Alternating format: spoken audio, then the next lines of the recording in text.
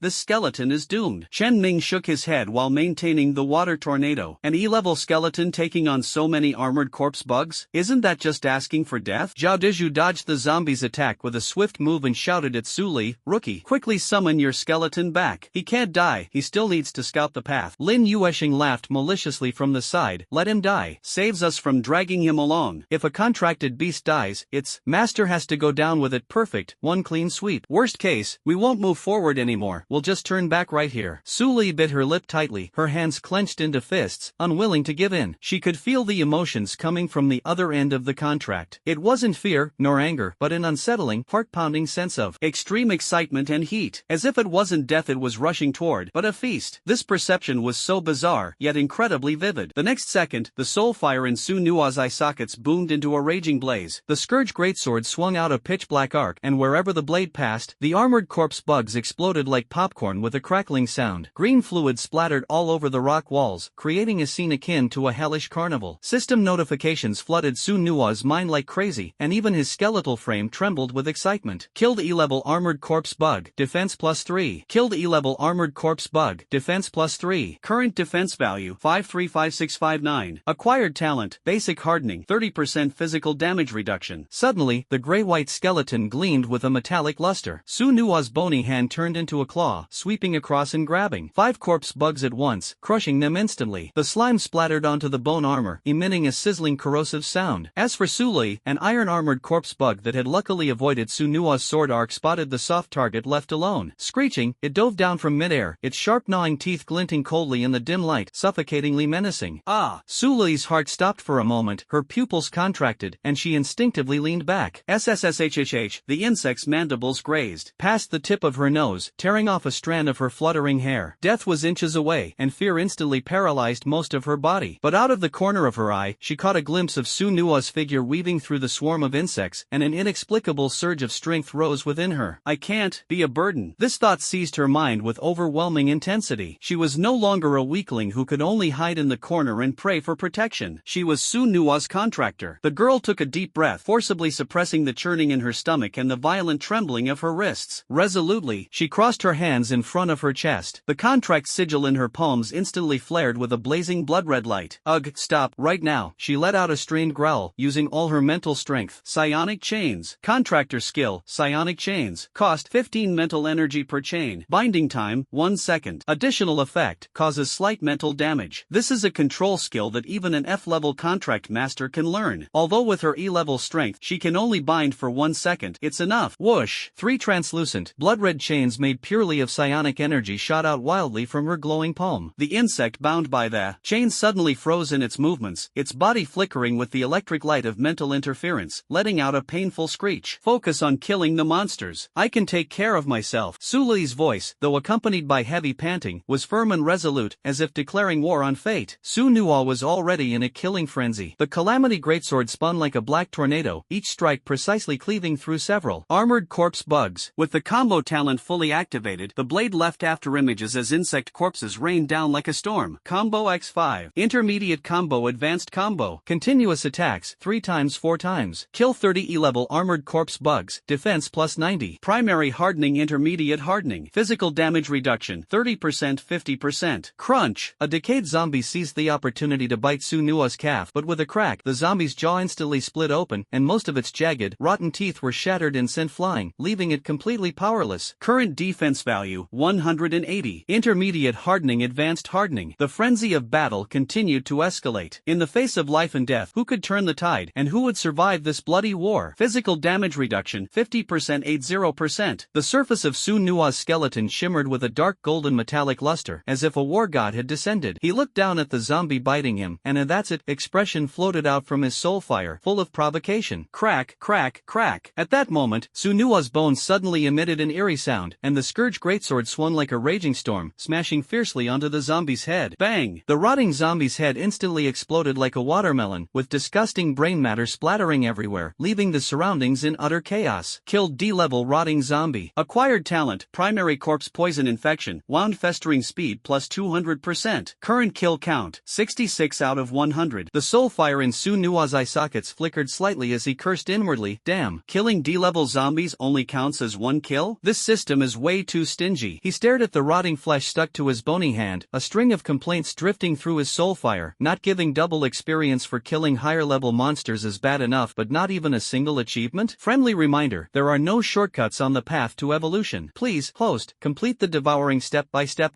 Damn it, this lousy system is even more ruthless than capitalists. Su Nua's soul fire roared silently. The anger in his heart had nowhere to go, so he lifted the footbone still smeared with brain matter and stomped fiercely on the chest of the headless corpse that was still twitching slightly on the ground. Squelch! Dark green filth exploded once again, creating a gruesome scene. Zhao Dezhu witnessed all of this, his scalp tingling as he thought to himself, this defense, it's comparable to D-grade heavy armor. No, even the armor of a D-grade heavy warrior isn't this tough. Who on earth is this guy to have such an insane level of defense? What the hell? Zhang Ying's dagger almost stabbed his own thigh, and he was utterly shocked. An E-level skeleton solo killing a D-level zombie? Is this even scientifically possible? Lin Yu was even more astonished, forgetting to maintain her illusion. Her butterfly knife clattered to the ground as she thought to herself, is this some kind of cheat? The one who found it hardest to accept was Chen Ming. As a D-level water mage, he had to chant spells for ages just to deal with a zombie, yet this skeleton could directly one-shot it with a basic attack? Is there any justice left in this world? Go, Su Nua! Skeletons are the coolest! Su Li's crisp voice echoed through the cave as she jumped around excitedly like a cheerful fawn. Watching Su Nua's unstoppable display, her almond-shaped eyes sparkled as if filled with starlight. However, Su Nua's bony hand suddenly grabbed Su Li's slender wrist and pulled her behind him. The soul fire in his eye sockets flickered urgently, and his skeletal fingers quickly pointed toward the untouched death garden not far away, where some corrupted heartfruits and earthcore grass remained. You want me to take this chance to gather herbs? Su Li widened her eyes in shock, her face full of disbelief. Su Nua nodded without hesitation, his eyes shining with a resolute light. After all, their primary goal in entering this instance was to gather enough money for Su Li's mother's medical expenses. No resource could be overlooked. I understand. Su Li crouched low, nimbly darting under Su Nua's arm. Her movements were as agile as a leopard, with a clear target in mind, heading straight for the herb garden. However, before she had taken 2 steps, Su Nua's skeletal hand suddenly clamped down on her shoulder like an iron vise, pressing her down forcefully. It was just in time to make her dodge the flying rotten flesh. Go quickly, Su Nua said softly, then used his bony frame to block the oncoming charge of the corpse horde. His positioning was extremely precise, protecting Su Li while intercepting the tide-like surge of zombies at any moment. He resolutely turned around, facing the surging horde of corpses. The black mist on the scourge greatsword in his hand churned like waves. A bold idea flashed through his mind, the corrosive effect of the scourge sword, combined with the infection of corpse poison. Wasn't this the fearsome poison damage build from the game? With this thought, Su Nua couldn't wait to swing his sword at the nearest zombie. The dark green sword energy slashed through like lightning, leaving a blackened wound on the zombie's chest. The rot spread rapidly at a visible speed, and within just 3 seconds, the zombie dissolved into a foul-smelling pool of pus. Killed D-level rotten zombie. Strength +5. Damn, this damage. Su Nua was so excited he almost threw his sword. He looked at Su Li, who was frantically gathering herbs in the distance, his soul fire brimming with pride. Girl, watch your brother perform a special trick for you. Clang, clang, clang. At that moment, Li Tiechan's shovel rhythmically struck the ground, the sound blending into the chaos of battle and almost imperceptible. But when Su Nua heard this faint sound, his soul fire suddenly trembled. Something's wrong. This frequency is off. It's not random striking but some kind of signal? He turned to look, only to see that the shovel was now engraved with dark red runes at some point. Those symbols were bleeding, drop by drop, seeping into the ground. Su Nua! Su Li ran back carrying a large pile of resources, her small face flushed with excitement. Look, rotten heartfruit, core grass, and these resources, they're worth at least 150,000. Mom's next treatment fee. But she hadn't finished speaking. Boom! A chilling sound of bones grinding came from underground, shaking the entire cave. Loose stones rained down from above. Su Nua grabbed Su Li and shielded her under him, the bone armor clanging loudly as it was struck. He suddenly looked up, just in time to catch the exchanged glance between Zhao Dezhu and Li Tiechan, cold, calculating, and with a hint of smugness, fell into the trap. He suddenly felt a tightness in his chest. The Corpse King. It's about to awaken. Li Tiechan's hunched back suddenly straightened, and his murky eyes gleamed with fervor. Captain, what's going on? Chen Ming's water shield shattered amidst the tremors, and he shouted in panic. Zhao Dezhu's heavy sword suddenly changed direction, striking the stalactite at the top of the cave. Sorry, everyone. Don't hold a grudge on the road to the underworld. Crack! The pillar supporting the cave roof snapped with a loud sound, and countless fragments rained down like a storm. Zhao Dezhu, you had it all planned when you asked me to team up? Damn you. Even if I become a ghost, I will. Zhang Ying's furious curses abruptly stopped as he was buried halfway by the collapsing rocks. A dagger was wedged in the crevice, and he struggled desperately. Amid the dust and smoke, the figures of Zhao Deju and his two companions were rapidly retreating, heading toward a hidden passage that had suddenly appeared deeper within the cave. Su Nuo. Su Li's contract chains instinctively wrapped around a falling rock, her voice filled with terror. They crack. Su Nuo's skeletal hand swung, and the Calamity Greatsword instantly cleaved through the massive rock hurtling toward them. Amid the scattering debris, he tightly gripped Su Li and charged with all his might toward the exit. The anger in his heart erupted like a volcano, and Su Nuo cursed himself for being too naive. This was not a temporary team-up at all, but a trap that had been set long ago. The Zhao Deju, Li Taichan, and Lin Yu before him were all in cahoots. He, Su Li, Zhang Ying, and Shen Ming were nothing more than expendable pawns being used. Trying to run? Lin Yu's cold sneer pierced through the smoke and dust. The butterfly knife in her hand gleamed with a chilling light, and dozens of illusionary butterflies flew out, heading straight for Su Nuo and Su Li's faces, rather than the horde of corpses. The view twisted instantly, and Su Nuo felt as if the world was spinning around him. He gripped Su Li's wrist tightly, afraid that letting go would mean losing her. Su Li's angry voice rang in his ears. Why are you betraying your teammates? Through the smoke and dust, Zhao Deju's sinister laugh loomed like a shadow in the darkness. Teammates? Ha ha ha. Little girl, do you really think we care about an ear-rank rookie like you? He continued smugly. I'm a professional pioneer. This new dungeon has an absurdly high death rate, but the resources are unimaginably abundant. Young Master Wang Dao of the Dragon Fawn Guild found me and provided detailed information. To enter that core area piled high with resources, we must lure out the Corpse King. But the Corpse King guards the passage fiercely. Once lured out, it will relentlessly pursue, so a living sacrifice is needed to divert and stall it. His voice was cold and ruthless. Chen Ming, Zhang Ying, don't blame me for being cruel and merciless. If you want to blame someone, blame your own bad luck for running into our trap. And you, little girl, if you want to blame someone, blame yourself for offending young Master Wang Dao of the Dragon Fawn Guild. At this moment, a flame of battle ignited in Su Nuo's heart. He absolutely could not let himself and Su Li become sacrifices like this. His gaze was resolute as he roared angrily, no matter what your schemes are, I will never let you succeed. Su Nuo's soul fire erupted violently, the originally ghostly blue flames instantly turning crimson, as if they were about to ignite the entire cave. The overwhelming aura spread around, making hearts tremble. The black mist on the Calamity Greatsword churned incessantly, and the distorted skeletal phantoms around the blade became increasingly distinct, as if foretelling the impending disaster. Royal Dao. So it really is that scum. Lin Yu let out a sharp, piercing laugh from the side, twisting her waist, her eyes filled with contempt and malice, as if savoring the moment. Humph. According to young Master Royal Dao's instructions, we originally planned to capture you alive, you little wretch. But alas, your skeletal frame is truly troublesome, ruining our plans. A sinister smile curved at the corner of her mouth. But what does it matter? Wretches like you deserve to rot alongside the trash in this dark place. Just rest in peace. The Dragon Fawn Guild will come to collect your corpses. After all, your equipment is still worth some money. Her voice was as sharp as a dagger. Don't be afraid. Even if you turn into a cold corpse, young Master Wang Dao won't let you go. He just loves to torment you, cherish you. Her voice carried an air of arrogant conceit. Su Li was burning with rage, trembling all over with anger, her eyes blazing with fury. You beasts will never die a good death. That bastard Wang Dao will face retribution one day. At that moment, the final boulder crashed down, completely sealing off the passage and trapping Su Nuo and the others in this area. A sense of despair instantly spread. Darkness surged like a tide, swallowing the entire cave in an instant. Before the darkness descended, Su Li faintly heard Zhao Deju's final words drifting over. If you wanna hate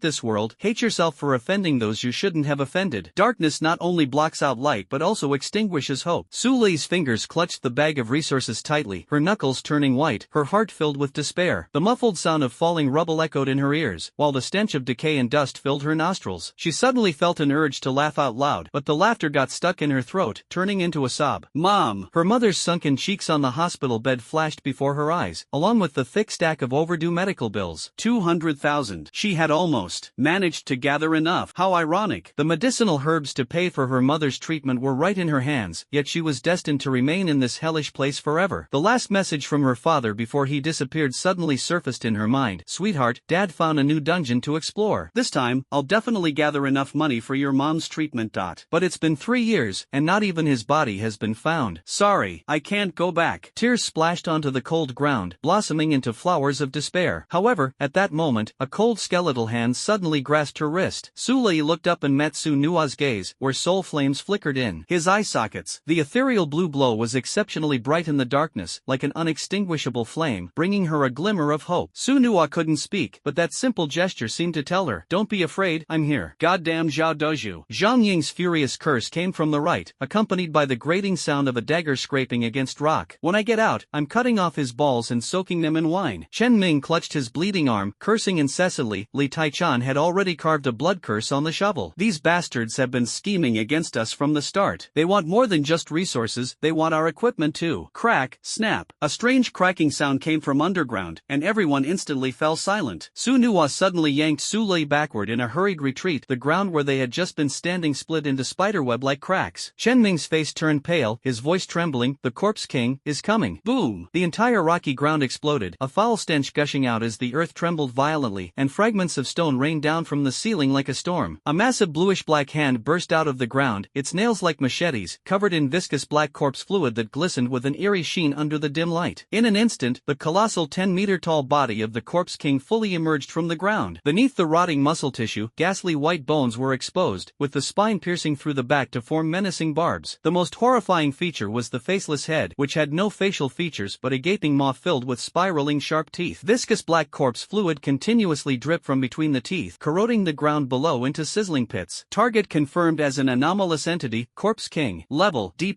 Strength 300. Defense 150. Agility 100. Skills: Corrupt Erosion, passive. Toxic Spit, active. Corrupt Erosion, passive, continuously emits a dense corrosive toxic mist, radius 5 meters. Creatures within the mist's range take corrosive damage every second and accumulate corpse decay effects. Toxic Spit, active. The Corpse King can spit a high-speed, viscous black toxic liquid projectile at the target area, dealing massive instant toxin damage. Cooldown time, approximately 30 seconds. Su Nuwa's system panel flashed red frantically, as if warning him, 300 points of strength? Is this really a monster from a D-level dungeon? No, this is not just D-level, it's practically D+ level, already infinitely close to C-level. He hurriedly glanced at his attribute panel. Name, Su Nuwa. Level, E-level skeleton warlord. Strength, 100. Defense, 180. Agility, 50. Spirit, 50. Talent, Boneblade Storm, Advanced Combo, Advanced Hardening, Primary Corpse Poison Infection. No, the stats are way too off. Especially strength, it's 3 times lower. Even worse is the constantly eroding poisonous mist. It doesn't affect me, but Su Lei definitely can't withstand it. This Corpse King is absolutely not an opponent I can face right now. I must find a way. He cursed inwardly. What the hell kind of dungeon is this? Zhang Ying's dagger clattered to the ground, his face pale as if he'd seen a ghost. A D-rank dungeon run? The stats of this Corpse King are almost on par with a C-rank. What kind of monster is the boss going to be then? Chen Ming's water element staff trembled violently in his hands, and the hem of his robe was already soaked. He was so scared he was about to wet himself. Something's not right. This isn't an ordinary D-rank dungeon. His voice quivered. This is a hidden dungeon. That Dragon Fawn Guild bunch must have known all along. At this moment, the Corpse King suddenly moved. Guliolu. A muffled growl came from its abdomen, and immediately after, its massive head abruptly turned toward Zhang Ying, who was closest to it. Toxic Spit, active. Its massive, blood-red mouth filled with spiraling sharp teeth suddenly opened wide, and a dark green glow flickered rapidly deep in its throat. A nauseating, tar-like black liquid shot out in an instant. Quick, dodge. Chen Ming's heart-wrenching warning had only just begun when Zhang Ying didn't even have time to raise his dagger. It was too fast. The venom projectile's speed far exceeded everyone's expectations, crossing over 10 meters in the blink of an eye. Zhang Ying's face changed drastically, and his assassin instincts made him attempt an extreme evasive side dive. But, that viscous, almost solid poison projectile did not explode upon impact like ordinary liquids. Instead, the moment it touched Zhang Ying's body, it clung to him with a sizzling sound, like strong acid corroding plastic. Moreover, it spread instantly like a living creature, covering most of his chest.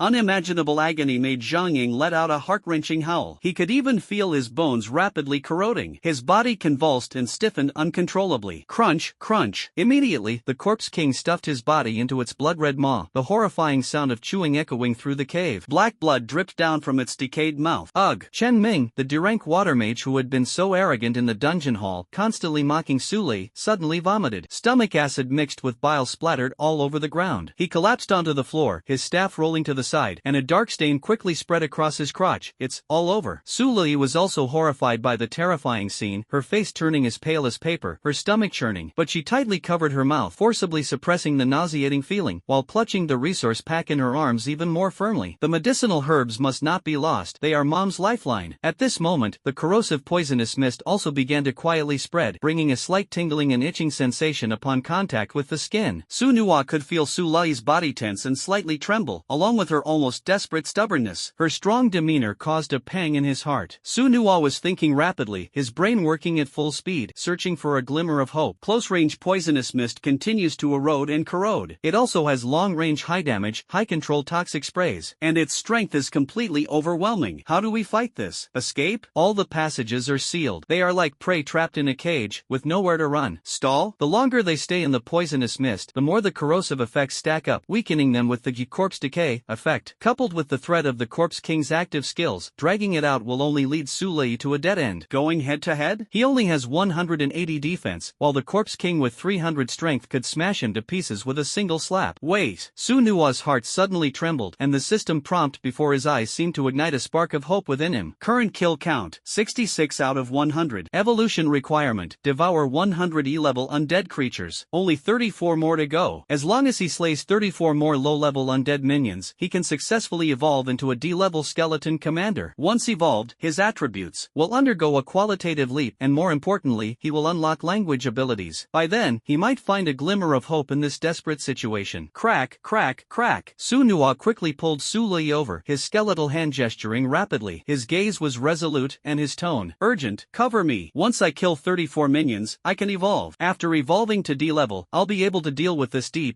Corpse King. Su Lei didn't fully understand for a moment. Suddenly, Chen Ming lunged at her like a wild beast, grabbing her collar and growling fiercely. Contractor, make your skeleton block the Corpse King, otherwise, we're all going to die. His face was drenched in cold sweat, his eyes filled with despair and madness, completely lacking the demeanor of a D-level powerhouse. He stared at her intently, his voice low and urgent, filled with a desperate will to survive. Listen, as long as you send the skeleton to its death to stall the Corpse King, I can use water magic to dig a tunnel and escape. He upped the stakes. I swear, once we're out, I'll give your family 300,000. No, 500,000. Enough to cover your mom's medical bills. Su Lei was being choked to the point of breathlessness, yet she stubbornly shook her head. No, promised him there's a plan. A vicious glint flashed in Chen Ming's eyes as he lowered his voice threateningly. Are you out of your mind? What kind of plan could an E-level skeleton possibly have? He pressed closer to her, his voice growing sharper. Your mom's dying, isn't she? And your dad's missing too, right? If you die, there won't even be anyone to collect your mom's body. Now, immediately, send that pile of bones to its death, or else.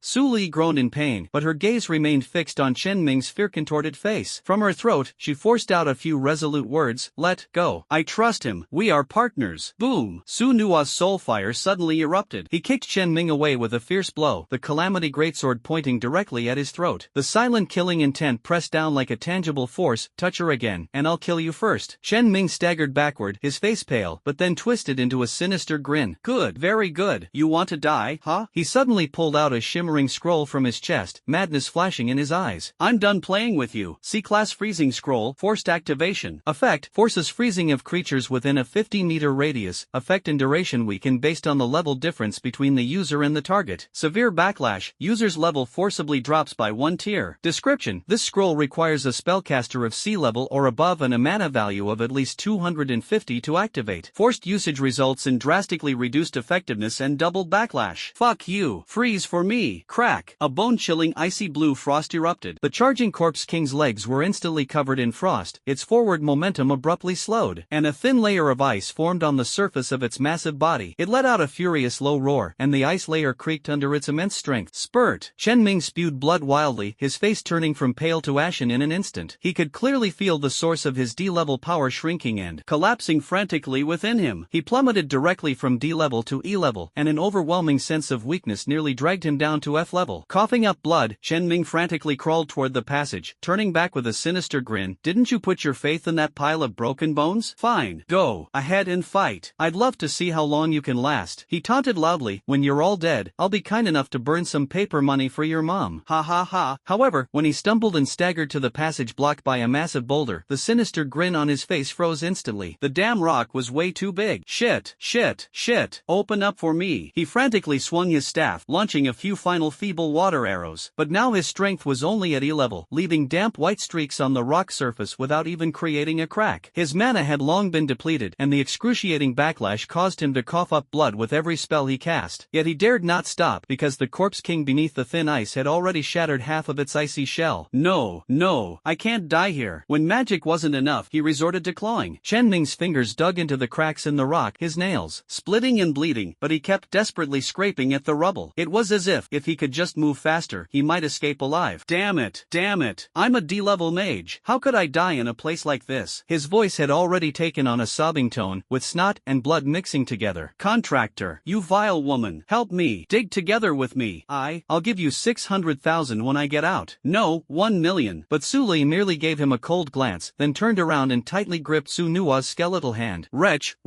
Chen Ming desperately pounded the rock, his eyes bloodshot, despair and anger intertwined. Su Nua had no time to deal with this fool. He dragged Su Li toward the horde of corpses, gesturing with his skeletal hand, follow me. Kill the small ones. Ignore the corpse king. Although Su Li didn't understand why Su Nua was so fixated on slaughtering those low-level undead, the battle intent transmitted through the contract burned like molten lava. She bit her lip, swallowing her questions. Since they were partners, unconditional trust was a must. If she chose to trust, she would see it through to the end. Bang! Su Nua slashed 3 iron-armored corpse bugs with one strike. Killed E-level iron-armored corpse bug X3. Defense +9. Current kill count, 69/100. Not enough, still 31 short. The ice layer emitted creaking sounds under the strain, and the corpse king was about to break free. Faster, even faster. Su Nua's skeletal hand turned into a blur, and wherever the scourge greatsword passed, the corpse insects fell like rain. Killed E-level iron-armored corpse insect X5. Defense +15. Current kill count, 74/100. Su Nua, to the left. Su Li suddenly shouted, her voice filled with urgency. Su Nua turned his head and saw 5 decayed zombies lunging toward him. A great opportunity. He swung his skeletal hand, and a dark green sword aura swept across. Puff, puff, puff. 5 zombie heads flew up simultaneously, blood splattering everywhere, creating an incredibly spectacular scene. Killed D-level rotten zombies X5. Strength +25. Current kill count, 79/100. Damn. Killing D-level zombies only counts as a single kill? What a loss. The soul fire in Su Nua's eye sockets flickered violently, and his skeleton emitted cracking sounds of anger. He suddenly turned his head toward the rock wall. There were still over 20 armored corpse worms writhing there. The Calamity Greatsword drew a pitch-black arc, instantly bursting 3 corpse worms. Green liquid splattered everywhere, shocking to behold. Kill E-level iron-armored corpse worm X3. Defense +9. Current kill count, 82/100. Faster, even faster. Su Nua's skeletal hand turned into a blur, each sword strike precisely slicing through several corpse bugs. The continuous slaughter made him increasingly excited. Green liquid splattered, corroding the dark golden skeleton with sizzling white smoke, but it was quickly neutralized by the advanced hardening talent, leaving him completely unharmed. Killed E-level iron-armored corpse bugs X8. Defense +24. Current kill count, 90/100. Only 10 more to go. Roar! The ice sculpture suddenly shattered. The corpse king broke free from its restraints, its decayed giant claw sweeping through the air with a thunderous momentum. Come on, I've been waiting for you. Su Nua's eyes sparkled with fervent battle intent, his skeletal hand raised high, ready to face this life and death duel. Bang! Su Nua crossed his sword to block, but was directly blasted away by the immense force, crashing heavily into the rock wall. Spider web-like cracks instantly spread across his body. Hit by D+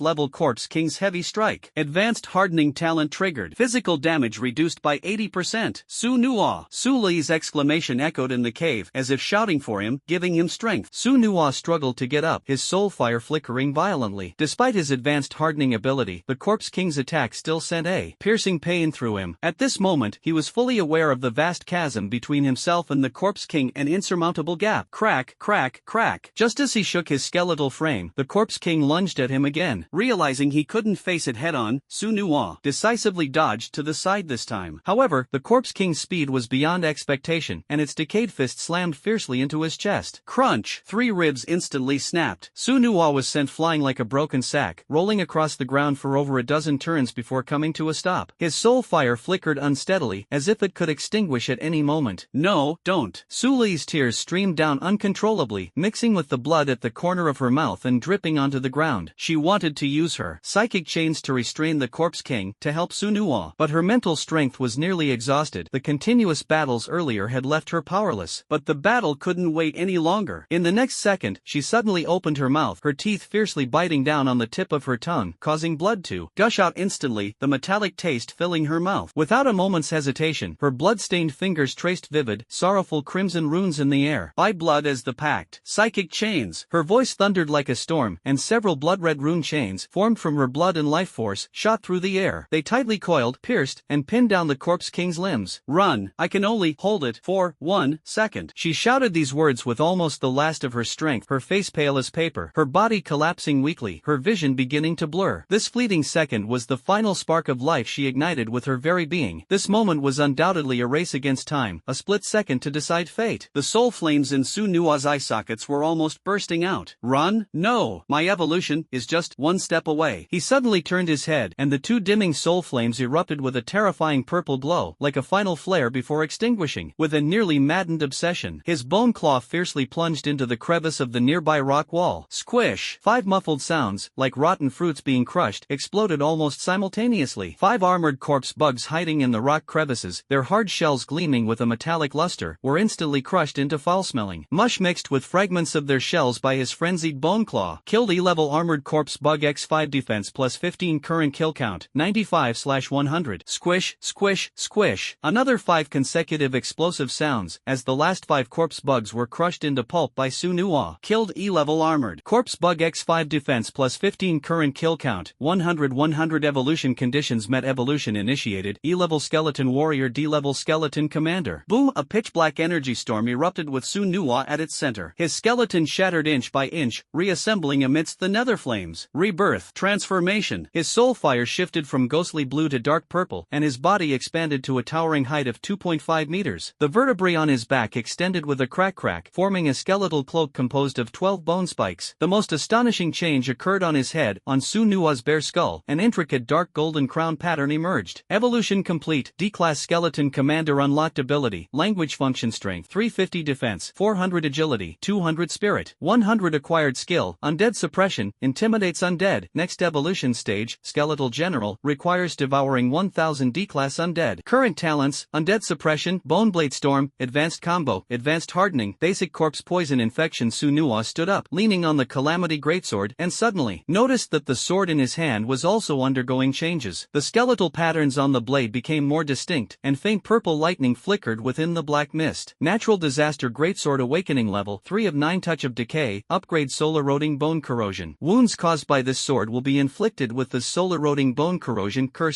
Not only will the wounds fail to heal, low-level regeneration is completely ineffective, but muscles and bones will rapidly decay and necrotize at a visible speed. The curse's erosion causes continuous spiritual energy leakage, amplifying pain by 300%. At the same time, Su Li's dim contract mark suddenly erupted with a dazzling ghostly blue light, like dry wood thrown into a spark. A vast and warm life energy surged into her nearly exhausted body through the soul link like a flood breaking its dam. Contract deep symbiosis feedback triggered. Host's life essence synchronizing evolution in progress. The holographic panel unfolded abruptly before her blurred vision. Contract feedback triggered. Host synchronizing evolution. Name, Su Li. Profession, contract master, legendary. Level, E-class D-class. Strength, 260. Defense, 230. Agility, 310. Spirit, 380. Skill, psychic chain, 12/12. Launches a scarlet rune chain composed of pure mental power and contract energy. Can forcibly restrain the actions of targets at D level or below, including organisms and energy entities, for 3 seconds. Su Nua has evolved again? Looking at her advancement prompt, Su Li was utterly shocked. She finally understood. Earlier, when he recklessly slaughtered those weak corpse bugs, it wasn't out of anger. He was calculating, accurately calculating, the final step toward evolution. What shocked her even more was that the evolution of ordinary contract beasts required astronomical resources, secret potions concocted by alchemists, and evolution scrolls inscribed with laws. But Su Nua, he relied solely on the most primitive, most savage, slaughter and devouring to achieve this near-miraculous leap, and he even brought her, his master, along with him onto the ladder of power. The one she summoned, this shy, protective skeleton, was definitely not some ordinary skeleton monster, but rather a skeleton king with limitless potential. This is impossible. What kind of skeleton is this? It can even evolve. Chen Ming slumped in the corner, his face covered in blood, muttering to himself. The D-level strength he had always been proud of left his legs weak under this oppressive force, rendering him unable to even stand. At this moment, the Corpse King's rotting giant palm, reeking of overwhelming corpse stench and destructive power, slammed down fiercely toward Su Nua's head, who had just completed his evolution and seemed to still be in some kind of stagnant state. The stench of blood fills the air. Death descends. But this time, that massive, jagged bone claw, covered in a dark golden sheen, casually lifted as if brushing away a speck of dust. Bang! The Corpse King's decayed giant palm, capable of smashing steel, was firmly caught with a single hand by Su Nua. Crack! A hair-raising sound of bones shattering echoed. The Corpse King's thick 5-finger bones were forcibly crushed under Su Nua's seemingly seemingly casual grip. Just now, the skeleton's jaw opened and closed, its hoarse voice carrying a metallic scraping sound. You hit me? Felt good, huh? Su Nua's voice exploded in the cave like a thunderclap. It spoke? Damn. A skeleton soldier can talk? Chen Ming's eyes nearly popped out, his mouth wide enough to fit an egg. Su Nua, you can talk now? Su Lei was also stunned. She stared at the tall skeleton in front of her, the dark gold patterns on the crown appearing especially majestic under the reflection of the purple flames. What surprised her even more was that skeleton who had been silently protecting her finally made a sound. Su Nua slowly turned her head, and those two soul flames burning with purple fire fell upon her pale yet delighted face. The jawbone opened and closed again, and in that hoarse voice, there was actually a kind of clumsy yet unmistakably clear gentleness. Just learned. He paused, his bony claw pointing to a relatively safe corner deep within the cave, his voice carrying an undeniable will to protect. Stay back. Don't get hurt. My master. The Corpse King was enraged. Roar. The Corpse King let out a deafening roar, its rotting giant palm carrying a foul wind as it struck again. This time, Su Nua didn't even bother to dodge, directly puffing out his chest and using his advanced hardening ability to take the hit head-on. After all, the Corpse King's attack power was 300 points, while Su Nua, having devoured numerous armored corpse bugs, had an astonishing defense power of 400 points. Moreover, Su Nua possessed the advanced hardening ability, which allowed him to be immune to 80% of physical damage. Bang! A muffled sound echoed, but Su Nua remained completely still, while the Corpse King staggered backward from the recoil. That's it? The purple flames in Su Nua's eye sockets burned fiercely. He patted his bony chest with his skeletal hand, saying, I gave you a chance, but you couldn't make use of it. Chen Ming slumped to the ground, his mouth agape wide enough to fit an egg. Holy crap, taking a full force strike from a D+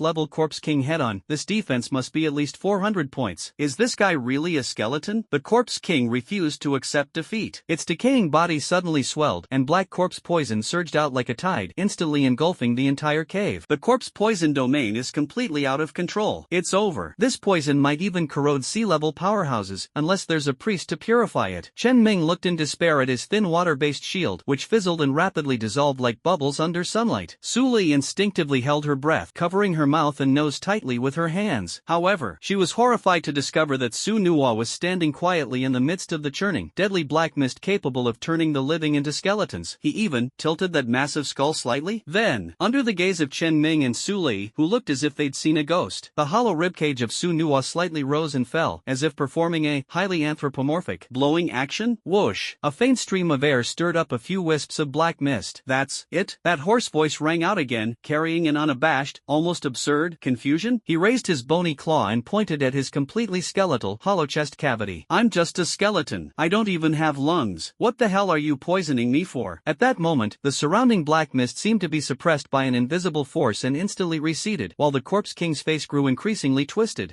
How can you possibly not fear my corpse poison? The Corpse King roared in shock, his eyes flickering with fear. Su Nua's lips curled into a cold smile, his gaze sharp as a blade. Because I'm not even alive, so why should I fear your meaningless poison? With a gentle wave of his skeletal hand, the entire cave lit up instantly. Purple flames surged like a tide, rushing straight toward the Corpse King. Dare to challenge me? You die too soon. The Corpse King showed a look of despair and turned to flee, but it was already too late. On the Corpse King's rotting, twisted face, the single remaining, cloudy eye unexpectedly revealed a trace of daze at this moment, as if utterly shocked. It had dominated this domain for a long time, devouring the flesh and souls of countless intruders, yet it had never encountered an opponent so unpredictable. Its already sluggish mind completely crashed at this moment. Now it's my turn. Su Nua extended his hand, and the Calamity Greatsword flew into his palm with a resonant buzz. The black mist on the blade instantly surged threefold, resembling a dark force that devours everything. Su Nua's figure flickered, moving so fast that it left afterimages. Before the Corpse King could react, the Calamity Greatsword had already struck its shoulder. This strike is for myself. Crack! Accompanied by a crisp snapping sound, the rotting arm broke off in response, spraying black blood that shot 3 meters high. Ah! The Corpse King let out a painful howl, appearing utterly miserable. Su Nua pressed his advantage relentlessly, flipping his skeletal hand and delivering another strike. This sword is for my master. Put! The Corpse King's other arm flew off as well, blood gushing out wildly, creating an extremely gruesome scene. This sword is purely because I find you annoying. Su Nua swung his sword again, directly sending the Corpse King flying over 10 meters, crashing into half of the rock wall. The entire space seemed to tremble as a result. At this moment, Chen Ming looked down to find his crotch wet again, his legs trembling uncontrollably. Is this a skeleton? This is clearly a humanoid T-Rex. It's terrifying. Su Lei's small mouth slightly opened, as the overwhelming power from the contract surged back like a raging tide, causing her delicate delicate body to tremble lightly, almost unable to stand steady. This power is too overwhelming. At this moment, Su Nuwa seemed completely transformed, as if reborn, resembling a god of slaughter crawling out from the depths of the nine nether hell. The Corpse King struggled to get up from the ground. Though it had no facial features, a trace of fear could be seen on its face. It tried to flee in panic, but Su Nuwa grabbed its spine, rendering it immobile. Trying to run? A cold smile curled at the corner of Su Nuwa's lips as he said icily, "Have you asked my sword?" The Calamity Greatsword surged with black mist, piercing into the Corpse King's back and pinning it directly to the ground. "That's for hitting me. That's for bullying my master. How dare you be so ugly and still come out to scare people? How dare you?" Su Nuwa cursed furiously while swinging his sword wildly, as if venting all the frustration he had endured since crossing over. With each strike, a chunk of flesh was sliced off the Corpse King's body, and the mix of blood and the stench of decay was nauseating. Moreover, every strike triggered the deep corrosion effect, with continuous damage numbers appearing at the Corpse King's wounds, as if it were paying the price for its actions. In the end, only a head remained writhing on the ground, its eyes filled with despair and fear. "Let's end this." Su Nuwa stomped on the Corpse King's head, raising the Calamity Greatsword high. "Next time, remember not to mess with someone like me who has a system cheat." Bone-bladed storm. Su Nuwa's figure instantly transformed into a purple hurricane enveloped in world-destroying black flames, sweeping forward. No sound of impact, only sizzle, crackle, boom. Like strong acid corroding everything, the Corpse King's resilient chest was melted through, torn apart, and shattered under the world-destroying black flames and the curse of soul-eroding bone decay, ultimately disintegrating completely. Kill D plus level King of Rotten Corpses. Strength plus 100. Defense plus 100. Agility plus 100. Acquired talent. Corpse Poison Domain, 20-meter radius, continuous poisoning. Current strength 450. Current defense 500. Current agility 300. Current kill count 1/1000. Su Nuwa looked at the system notification, feeling a surge of joy. Although killing this D plus level King of Rotten Corpses only added 1 to the kill count, strength, defense, and agility each increased by 100, which was still a significant gain. However, Su Nuwa suddenly realized his mental value hadn't budged at all. Indeed, since his transmigration, he had killed goblins, rotting zombies, armored corpse worms, and even this Corpse King. All his other stats kept increasing, except for his mental value, which seemed to only improve when he leveled up. However, after thinking about it for a moment, Su Nuwa understood. These zombies and corpse worms were brainless creatures, so devouring them naturally wouldn't increase his mental value. He needed to devour beings with some intelligence to truly enhance his mental strength. Su Nuwa even wondered if there were other stats he should have, but he just hadn't discovered them yet. "Su Nuwa, you're amazing." Suli ran over excitedly, her eyes sparkling with admiration. However, she tripped over the shattered bones of the Corpse King on the ground, losing her balance and falling forward. Yet the expected pain did not come. A pair of massive yet steady bone hands, like the most reliable harbor, firmly and gently caught her. "Idiot, be careful." A trace of helplessness could be heard in Su Nuwa's voice, the flickering purple flames in his eye sockets slightly lowered as he looked at the panicked girl in his arms. Suli opened her eyes and found herself pressed entirely against Su Nuwa's skeletal frame, her cheeks instantly flushing with embarrassment. Although Su Nuwa was her contracted beast, he was just a skeleton. However, Suli felt an unusual warmth. Leaning against Su Nuwa brought her an unexpected sense of peace. She could clearly see the soul fire flickering in Su Nuwa's eye sockets, its ethereal purple glow appearing particularly gentle at this moment. I'm sorry." She frantically tried to stand upright but accidentally pressed on Su Nuwa's rib, producing a crisp crack sound. Both of them froze simultaneously. Sorry.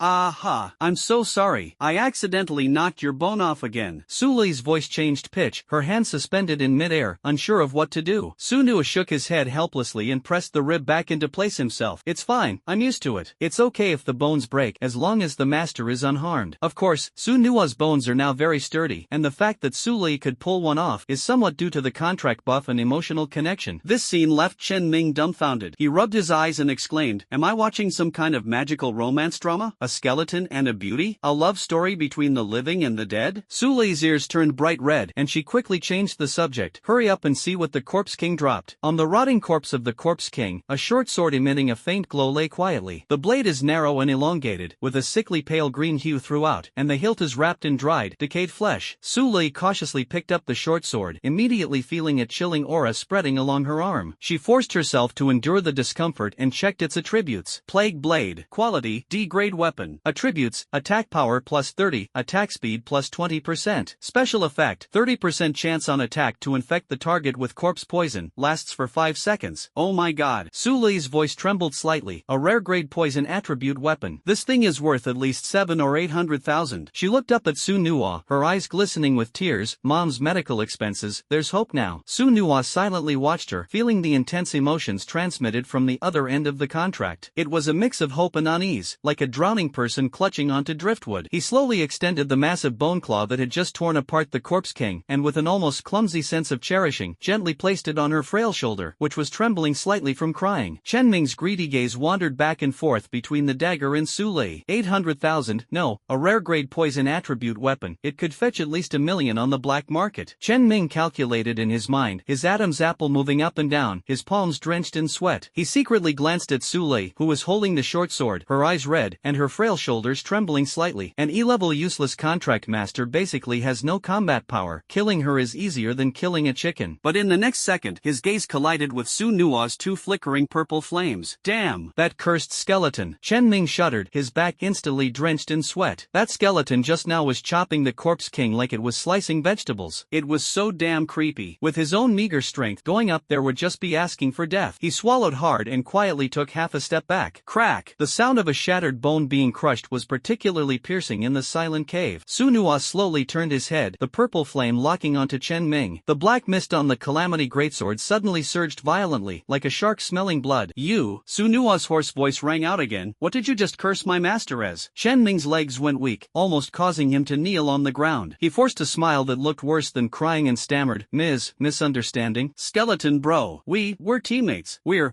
good comrades fighting side by side. Su Nuwa said nothing, advancing step by step with his sword in hand. The dark golden patterns on the skeleton glimmered coldly in the darkness, and each step felt like it was treading on Chen Ming's heart. Chen Ming scrambled backward, using both his hands and feet, trying to create a safe distance. His bloodstained robe dragged on the ground, leaving a messy trail. I just used my most precious forbidden scroll. I froze the corpse king. I saved you all. This credit, you can't deny it. Hey, that's not fair. Su Nuwa kept moving forward, his skeletal hand stroking the sword hilt, exuding an invisible pressure. The skeleton, radiating a chilling killing intent, pressed closer step by step. Chen Ming felt a cold shiver shoot from his tailbone straight to the top of his head, his heart filled with panic. Damn! This skeleton is completely unreasonable, he cursed inwardly, realizing his earlier recklessness. If he had known this guy was so formidable, he wouldn't have provoked him in the first place. He hurriedly cast a pleading look at Su Lei, shouting hoarsely, "Control your contract, beast. We're teammates, aren't we?" The Awakener code clearly states in black and white that killing teammates in a dungeon is absolutely forbidden. You're blatantly breaking the rules. Su Lei's body trembled slightly, and she instinctively shrank behind Su Nuwa's tall, cold skeletal frame. Her small hand unconsciously gripped one of the bone spikes on Su Nuwa's arm. In this cruel world, Su Nuwa's menacing skeleton had become her only safe haven. Mocking laugh? Su Nuwa let out a cold laugh, his voice echoing in the cave with endless sarcasm. Now you remember we're teammates? When you were calling my master a bitch earlier, why didn't you think about that? He tilted his head slightly, looked at Su Lei, and asked, that stupid pact says people can't kill people, but does it say contract beasts can't kill people? Su Lei shook her head firmly, her eyes showing no hesitation. Scum like Chen Ming deserved to die. Though she was gentle, she was by no means a saint and would never restrain Su Nuwa for the sake of such trash. Sweat beads rolled down Chen Ming's forehead in large drops. He suddenly tore open his robe, revealing the bulging storage pouch inside. Resources. I'll give you all my resources. Spare me. Su Nuwa tilted his head, the flickering purple flames in his eye sockets glowing with an eerie light. If I kill you, won't these resources still be mine? Chen Ming's face turned as pale as paper in an instant. Suddenly, he knelt on the ground, his head banging repeatedly like pounding garlic. I have an 80-year-old mother and a 3-year-old child. Please, spare my life. I promise to turn over a new leaf and never dare to do this again. Your suffering, what does it have to do with me? Su Nuwa said coldly, raising his sword without hesitation. Go to hell and tell the king of hell. The pleading expression on Chen Ming's face instantly twisted into a ferocious snarl. Damn you, then let's die together. He suddenly pulled out a forbidden scroll engraved with raging frost runes from his sleeve. However, a sword light flashed. Chen Ming's head whooshed 3 feet into the air, his wide-open eyes frozen in disbelief. His lips moved slightly, as if he still wanted to say something, but he would never have the chance again. Such a chatterbox. Did you think I wouldn't guess you had some lousy scroll? Su Nuwa flicked the blood off his sword and kicked away the headless corpse. Su Lei's small face was as pale as paper, her body trembling slightly from witnessing the bloody scene. Yet she bit her lower lip tightly, her gaze unusually resolute. She knew that in this world of survival of the fittest, she had to harden her heart, otherwise, it would be her who ended up dead. She took a deep breath, suppressing the churning in her stomach, and crouched down. Though her hands trembled slightly, they reached with unwavering determination for the bloodstained storage pouch at Chen Ming's waist. Her movements to untie the cord carried a resolute calmness. Yo! Su Nua's hoarse voice carried a hint of barely noticeable approval. He lowered his massive skull head, the purple flames flickering as he looked at the girl's tense profile. Looting spoils of war? Growing up pretty fast, huh, kid? Su Lei suddenly raised her head, her eyes burning with long-suppressed anger and hatred. Her voice trembled slightly with agitation. You did well to kill him. He deserved it. They all deserved it. Su Nua's bony hand gently ruffled her head, with a trace of barely noticeable affection. He opened the storage bag, and there was indeed quite a lot inside. 3 bottles of E-grade recovery potions, 7 or 8 magic crystals, and a pile of medicinal resources stacked together. A rough estimate put the value at over 200,000. The most valuable item was undoubtedly the D-grade staff. Although its grade was average, it was still a rare piece of equipment for mages, worth over 300,000. Su Nua walked to the side and tossed Zhang Ying's weapon and belongings, which had been devoured by the Corpse King, to Su Lei. Keep them. Sell them later to pay for your mom's treatment. Su Lei's eyes instantly turned red, tears welling up as her heart filled with emotion and determination. She suddenly lunged forward, tightly hugging Su Nua's skeleton, her small face pressed against the cold bones as she choked out, Thank you, thank you. Su Nua felt his entire body stiffen, his soul fire surged upward with a whoosh, and his skeleton emitted a strained crack-crack sound. This girl's tears, how are they harder to endure than the Corpse King's punches? Let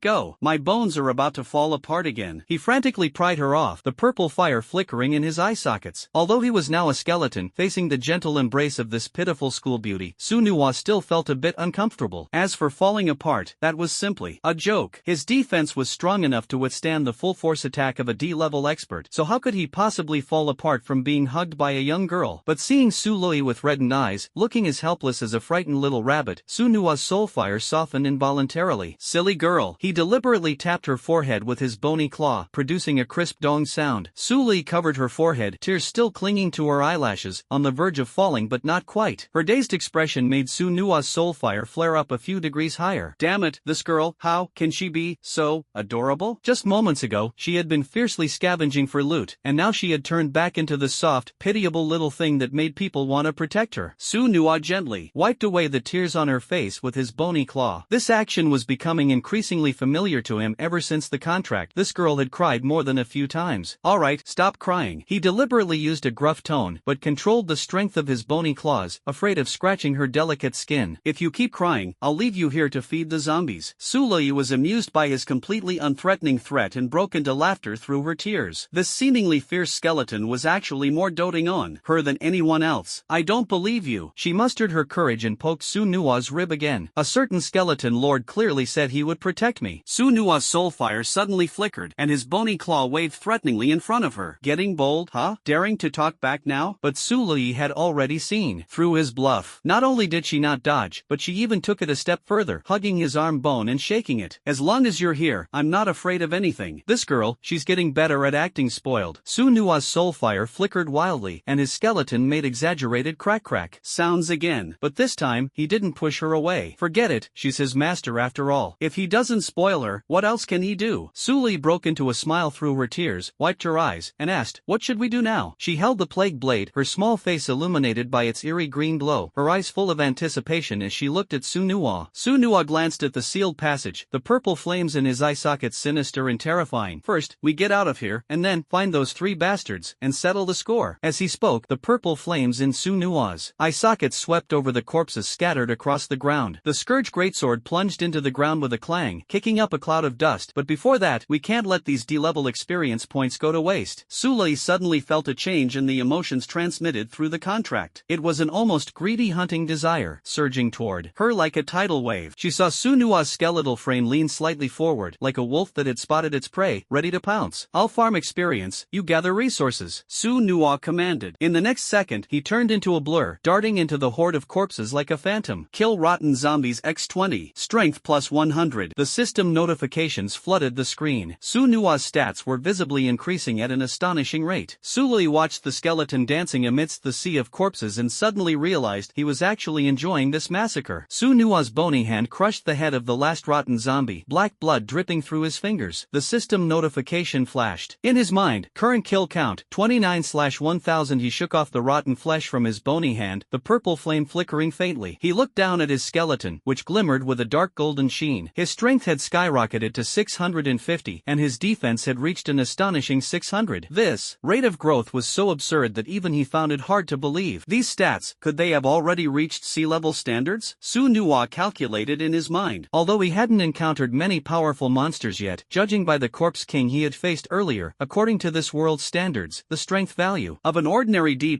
level fighter would max out at around 300 to 500, right? And now, even though he was only at D level, he had already touched the threshold of sea level. What was even more outrageous was his defense value. Su Nuwa's current defense of 600 was enough to leave most sea level fighters in the dust. Interesting. The soul fire of the promise flickered in his heart, and a brilliant plan flashed through his mind. What does this mean? It meant he could completely feign weakness in terms of level, pretending to be a harmless D-class skeleton. When the enemy let their guard down, thinking he was just a minor character to be trampled on, he would then use overwhelming stats to teach them a lesson. This play of pretending to be weak while actually being strong was something he was all too familiar with. Before crossing over, he had read countless online novels and those exhilarating short stories, with his favorite being the pretending to be weak to defeat the strong trope. Su Nuwa. Su Li jogged over, holding a few glowing magic crystals in her hands, her face brimming with excitement. Look, I found these in that corner. Each of these magic crystals is worth tens of thousands. Su Nuwa glanced at the magic crystals, his soul fire gently sweeping over Su Li's slightly youthful face. The girl's eyes sparkled. Although her complexion was still somewhat pale, her spirits had clearly improved a lot. Not a bad harvest. His voice was hoarse yet carried warmth, his gaze firm and comforting. With the plague blade, your mom's medical expenses for this month should be covered. Su Li nodded vigorously, her heart filled with gratitude and trust. Suddenly, she seemed to have discovered something novel, tilting her little head and examining Su Nuwa's tall skeleton up and down like a curious kitten, with a glimmer of inquisitiveness in her clear eyes. Su Nuwa, I just noticed something. She extended her slender finger and gestured lightly at Su Nuwa's chest, where there was nothing but an empty skeleton. Su Li's voice carried innocence and puzzlement, as if she were about to unveil a big secret. You seem to not have an experience bar? Su Nuwa was slightly stunned, then the corners of his mouth curled into a playful smile. This is precisely my greatest secret, he said in a low voice, a hint of mystery flashing in his eyes, as if hinting at endless possibilities. Experience bar? Su Nuwa's massive skull paused slightly, the purple flames in his eye sockets flickering, as if seriously pondering this sudden question. That's right. Su Li stood on tiptoe, her small hand gesturing above Su Nuwa's hollow skull. Other contract beasts, summoned creatures, and even high-level monsters in dungeons all have a semi-transparent experience bar floating above their heads. Just like this. She traced a slowly growing beam of light in the air with her finger, as if illustrating an exciting scene. As you gain experience in battle, it lights up bit by bit until it's full, and then you level up. But you seem to have nothing at all. Her tone was filled with confusion and curiosity, her eyes shimmering with anticipation. Su Nuwa gently rubbed his bony chin with his pale skeletal hand, the joints making a crackling sound, appearing deep in thought. Are you sure all other contract beasts have this thing? 100% sure. Su Li nodded vigorously, her eyes shining with determination and seriousness. We learned this in class, you know, contract beasts, summoned beasts, and those mysterious high-level creatures in dungeons can all level up by accumulating experience points through battles. But your situation is indeed somewhat unique. Su Nuwa slightly narrowed his soulfire flickering eyes, pondering silently in his heart. His system was indeed vastly different from the systems of other contract beasts. It lacked the common experience bar, replaced instead by a unique setup of devouring quantity and attribute growth. This couldn't help but remind him of those idle games he played before crossing over, where fixed value progression was entirely different from the experience-based leveling systems in traditional RPGs. Maybe it's because I'm a trash skeleton, Su Nuwa said half-jokingly, but felt a faint unease in his heart. Nonsense. Su Li puffed up her cheeks angrily, waving her small fists and pounding hard on Su Nuwa's chest with a dull thud sound. You're the most special skeleton I've ever seen, and the most handsome skeleton, bar none. The skeleton of Su Nuwa swayed slightly, the soul fire flickering. Although it was a joke, he knew in his heart that his system was definitely not simple. Of course, this doesn't rule out another possibility. Perhaps it's because he's currently too weak, at a low level, and can only improve through devouring? If he advances to a certain level, will he also have an experience bar? But these are matters for later. Right now, the most important thing is to leave this cursed place and settle the score with those who bullied them. Let's go. Su Nuwa changed the subject, his bony finger pointing toward the sealed-off passage. It's time to deal with those three bastards. He strode toward the towering pile of rubble, the Calamity greatsword in his hand as light as a feather. With a strength value of 650, he felt as though he could split a mountain in two. Are you sure you can break through these rocks? Su Li jogged to catch up. These rocks, that mage just now gave it his all and still couldn't. Before she could finish her sentence, Su Nuwa had already swung his sword down. Boom! A loud bang echoed as the massive rock shattered, fragments scattering like bullets in all directions, with dust billowing soaring into the air. Su Nuwa swung his sword several times in succession, quickly clearing a path through the passage. The scattered rubble lay everywhere, but the scene appeared clean and efficient. Wow, this is just too incredible. Su Lei stared blankly at the scene, her small mouth forming an O shape, her eyes wide open with shock and admiration. Su Nuwa was so embarrassed by the praise that he secretly felt proud, wanting to cover his face and laugh out loud. He withdrew his sword, his soul fire flickering. The strength of the D-level skeleton leader far exceeded his expectations. Even better, his stats had already reached C-level standards, but his level still displayed as D-level. This was simply the perfect disguise. Su Lei curiously asked, Su Nuwa, you evolved by killing monsters, so how many monsters do you need to kill to evolve from D-level to C-level? Su Nuwa whispered, to evolve to C-level, we still need to kill 971 D-level monsters. Su Lei's eyes widened even more. That many? So, Su Nuwa turned to look at her, purple flames flickering faintly. We need to find more dungeons, especially those above D-level. Su Lei lightly bit her lip with her pearly teeth, nodded firmly, and said in a crisp and resolute voice, alright, for the sake of curing Mom's illness, and for you to become stronger, let's go grind as many dungeons as it takes. Su Nuwa's skeletal hand gently rested on her head, feeling secretly moved. This stubborn girl, clearly terrified inside, always gets extremely nervous when facing danger, yet she keeps pushing through, gritting her teeth and refusing to back down even a step. Let's go, master. The bony hand of Su Nuwa tightly gripped the Scourge greatsword, purple flames blazing fiercely in his eye sockets, as if proclaiming the impending fury. Wang Dao, Wen Lian, Lu Yun, Zhao Dezhu, Li Taichan, Lin Yu, none of these people who bullied you will get away. He stepped forward with his bony legs toward the passage, his skeleton emitting a clack-clack sound, each step like the countdown of death. Su Nuwa, wait for me. Su Lei suddenly jogged a couple of steps and gently grasped Su Nuwa's cold skeletal hand with her warm, soft touch. Su Nuwa trembled all over. A strange sensation spread from the point of contact. Su Lei's hand was soft and warm, forming a stark contrast with his cold skeletal hand, like the fusion of ice and fire. But, this feels so strange. Su Nuwa now has the body of a skeleton. Clearly, there are no nerves, just a cold frame of bones, yet, every time Su Lei touches him, it feels as if an electric current runs through every bone, tingling and leaving him a bit at a loss. Is this the bond of the contract? You? Su Nuwa's voice suddenly faltered, as if something was stuck in his throat. Or perhaps, was it that he felt a bit flustered inside? After all, this kind of feeling he had never experienced before left him somewhat at a loss. The purple flames in his eyes flickered violently, as if revealing the turmoil within. Why are you pulling me? Su Lei lowered her head, the delicate tips of her ears showing a faint blush even in the darkness. Her voice was soft and slightly sticky. It's so dark here. I'm a little scared. Su Nuwa's mouth twitched slightly, unable to resist the urge to complain inwardly. What the hell? You're a contract master, and you're afraid of the dark? Aren't you the genius campus belle? But feeling her slightly trembling fingers, Su Nuwa ultimately swallowed back the words that were about to leave his mouth. There was no other way. After all, this timid and pitifully beautiful campus belle was his master. His master, even if he had to grit his teeth, he had to spoil her. Not to mention holding hands while walking, even carrying her would be fine, as long as she didn't mind how bony it felt. A large and a small figure walked forward hand in hand, appearing particularly eerie yet inexplicably harmonious in the dim cave. The deeper they went, the stronger the stench of decay in the air. Faint cries echoed from all directions, sometimes distant, sometimes near, as if countless vengeful spirits were weeping simultaneously. No wonder it's called the Wailing Nest. Su Lei leaned closer to Su Nuwa, her voice trembling. This sound, it's so scary. The purple flames in Su Nuwa's eye sockets suddenly contracted. As an undead creature, his perception of death energy far surpassed that of humans. Those sounds were not illusions but the real presence of resentment. It seems that some souls are forever trapped in this hellish nest, unable to move on, doomed to wander in endless agony. Deeper into the passage, the rock walls gradually turned a dark red, as if soaked in blood for millennia, or tainted with a cursed, sinister hue. In the darkness, a strange dark red glimmered, resembling chunks of solidified blood scabs. This is bloodstone? How could such a thing exist here? Su Lei stopped in her tracks, her fingers lightly touching the eerie rock wall. The texture was cold and sticky, as if she had touched a lump of rotting flesh. She immediately withdrew her hand, her face full of disgust. Su Nuwa tilted his skull head, his eyes filled with confusion. Bloodstone? Is it very rare? Su Lei's face turned pale. The book says, this kind of stone requires the blood of at least 10,000 people to form. So rare? Su Nuwa's skeletal hand had already swung the Scourge greatsword, his eyes gleaming with excitement, as if he could see countless riches beckoning to him. Wait, what are you doing? Before Su Lei could finish her sentence, there was a loud clang as the blade struck the bloodstone fiercely, sending dazzling sparks flying. Su Nuwa chopped forcefully while shouting, how much can this thing sell for? Su Lei, both crying and laughing, stomped her feet anxiously. This is a highly ominous object. It has no value for cultivation or trade. No one would buy it. Damn, I thought it was worth a lot. Su Nuwa kicked the bloodstone away, and it rolled far into the darkness, making a gurgling sound. It closely resembles a severed head. The further they went, the narrower the passage became. The scene at the end of the passage made both of them freeze. An archway made entirely of dense white bones stood before them, completely blocking the way forward. Under the eerie blue-white glow of the phosphorescent light, the bones emitted a chilling sheen, as if each one carried the coldness of hell. The bones were pieced together at extremely bizarre and twisted angles, as though they had endured unspeakable torment before death. Every distorted joint seemed to silently narrate tales of despair and misery. The most terrifying sight was the rotting heart hanging above the doorframe, still beating rhythmically with a thump-thump sound. With each beat, black pus dripped down, producing a tick-tock sound. The decor style of this boss room, truly eye-opening. The soul fire in Su Nua's eye sockets flickered rapidly, as if expressing his inner shock and excitement. Su Lei's throat was dry with nervousness, her voice trembling slightly. According to the dungeon rules, as long as we defeat the boss, we can leave here and also gain abundant equipment and resources. Suddenly, as if realizing something, she leaned close to Su Nua's cold arm bone, her voice lowered to an almost inaudible level, tinged with vigilance and chill. Su Nua, this journey has been too quiet. Aside from those terrifying things, not a single monster. Those 3 people must have gone in long ago. Isn't that perfect? Saves us the trouble of scavenging. We can just snatch it directly from them. Su Nua's skeletal hand stroked the scourge greatsword, the purple flames flickering as if igniting his fighting spirit, his eyes gleaming with determination. Su Lei seemed to be encouraged by Su Nua's words, suddenly clenched her small fists, and swung them forcefully in the air, looking exactly like a little bandit ready to rob someone. She shouted loudly, "Yes, rob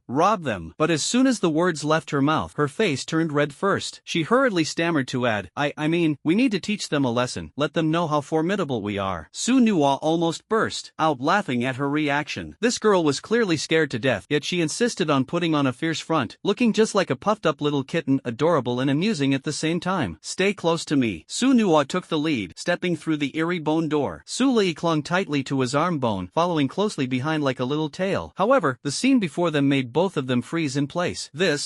Su Lei's pupils contracted violently, her face full of fear and shock. Her fingers, due to excessive force, dug deeply into Su Nua's arm bone, her knuckles turning white from the pressure. What lay before them was a circular space as large as a football field. The entire floor of the boss room was completely paved with countless skulls. In the hollow eye sockets of thousands upon thousands of skulls, ghostly green flames flickered, as if countless pairs of eyes were watching them in the darkness. The skulls were tilted at various eerie angles, some facing upward, others with their faces pressed to the ground, seemingly screaming silently. The purple flames in Su Nua's eye sockets flickered violently, and he couldn't help but complain, even as a skeleton, I find this creepy. This dungeon is really something. His bones creaked as he instinctively shielded Su Lei. As an undead creature, he could clearly sense the lingering pain and despair in those skulls. This eerie dungeon was even more sinister than he had imagined. Su Nua, look over there. But at that moment, Su Lei suddenly became excited. Her gaze swept across the cave, discovering resources everywhere. It was practically a treasure trove. Several dark purple herbs were half buried in the dust, with blood droplets still clinging to their leaves. Blood-stopping rotgrass. Su Lei crouched down and carefully lifted one with a dagger. This stuff can quickly stop bleeding and sells for 10,000 per plant on the black market. There are at least 7 or 8 plants here. She then brushed aside a pile of rubble, revealing several pieces of rust-colored ore, their surfaces riddled with honeycomb-like holes. Red blood ore, a rare material for forging weapons, this much is worth at least 1 million. Su Lei's breathing quickened, her face full of excitement. After all, judging by the current situation, she had already obtained resources worth at least 2 million in this B-level dungeon. This money would be enough to cover her mother's medical expenses for several months. For her mother's hope, she would never miss any opportunity. Su Lei swiftly collected these resources one by one, her face radiating a sweet smile, as if she could already see the hope of her mother's recovery. To think of gathering resources in such a terrifying place, her courage and resilience were truly unexpected. No wonder we didn't find a single thing on our way from the Corpse King. Turns out all the good stuff is piled up in the boss room. Su Nua looked at Su Lei, who was kneeling on the ground and frantically scavenging, and couldn't help but sigh inwardly. This girl was truly going all out for her mother. But the problem followed. What about Zhao Deju and the others? What about the boss? Just as Su Nua was filled with doubt, a fierce sound of fighting and angry shouts suddenly came from afar. Listening carefully, it was Zhao Deju's roar and Lin Yu's hysterical scream. F******Q. No, don't come any closer. Ah, help me. Zhao Deju, save me. No. There was also a certain sticky squirming sound mixed in. It's Zhao Deju and his group. Su Lei suddenly looked up, a trace of anger flashing in her eyes. Those who bullied her should now taste their own medicine. The faint purple flame in Su Nua's eyes flickered slightly, and his well-defined hand pressed steadily on the Calamity Greatsword. greatsword. Immediately, he shielded Su Lei and cautiously moved along the rock wall. But as they turned a narrow corner, the scene before them made Su Lei and Su Nuo involuntarily gasp in shock. Li Tiechan's abdomen was mercilessly pierced by a sharp bone spike, pinning him to the rock wall beside the throne. Black blood gushed down along the handle of the shovel. His face was as pale as paper, and he pleaded weakly, save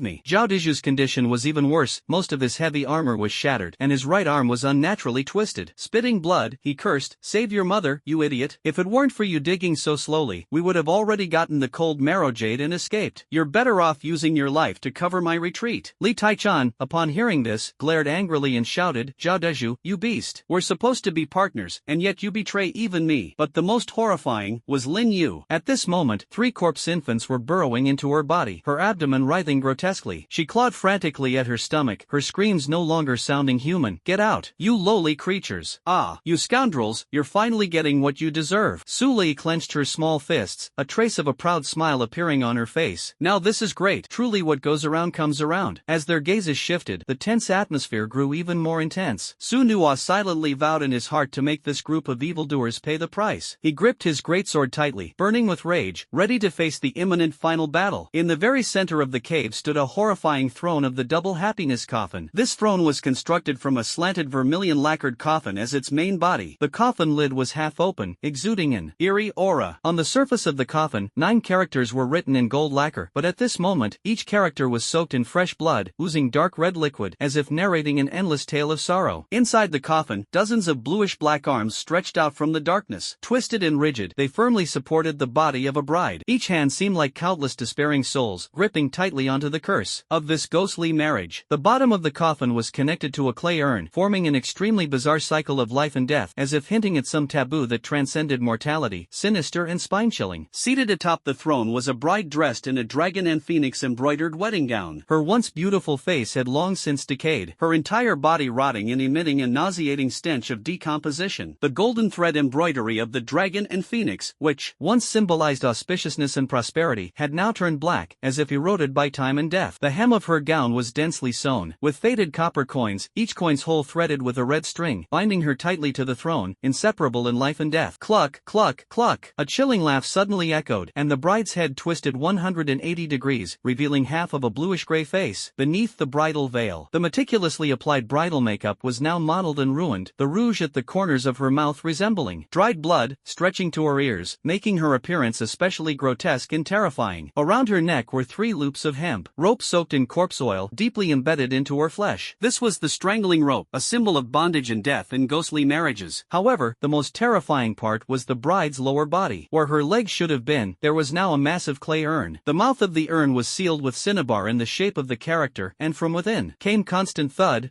sounds of impact. Each time a corpse infant crawled out from beneath her skirt, the cracks on the surface of the urn deepened, as if it could shatter at any moment, sending chills down one's spine. A buried alive ghost bride.